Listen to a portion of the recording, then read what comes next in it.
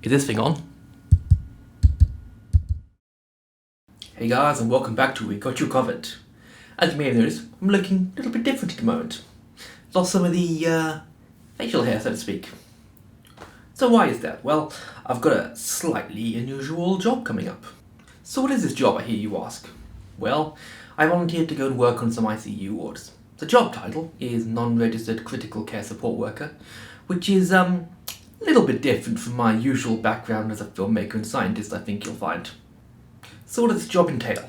Well, as far as I can tell, we're normally limited by the number of ICU nurses.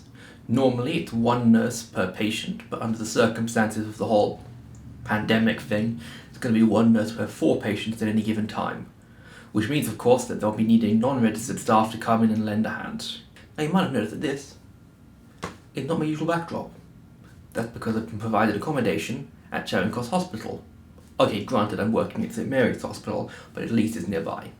And that's because I didn't want to risk infecting anyone else if I'm unlucky enough to get the coronavirus on the ward. I'll take you guys on tour of the accommodation later, but the view is great. With that said, we will be wearing full PPE. We're some of the first in line for when the vaccine comes out, and for the most part, we are young, fit and healthy. So how did I get this job? Well, I saw it advertised online, and I've been doing a lot of caring recently for my girlfriend who had an accident, including a bit of time in hospital. Plus, like it or not, there might kind of still be the remnants of some of that Catholic upbringing in there somewhere.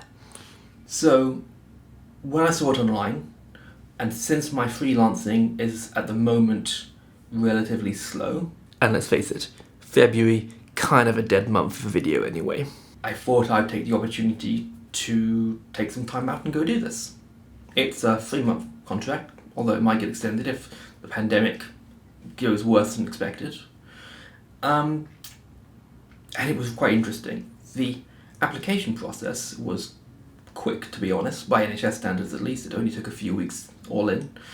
And I was actually interviewed via Zoom on a film set.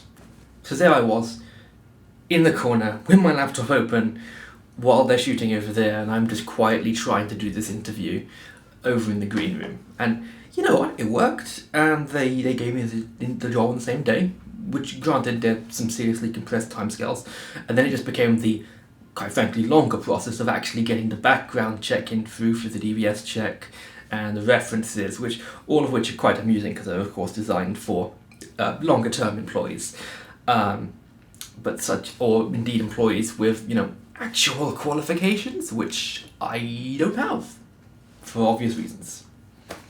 But yeah, I'll let you guys know how I get on, and I think it's going to be an interesting insight into the NHS from people who are not normally NHS people.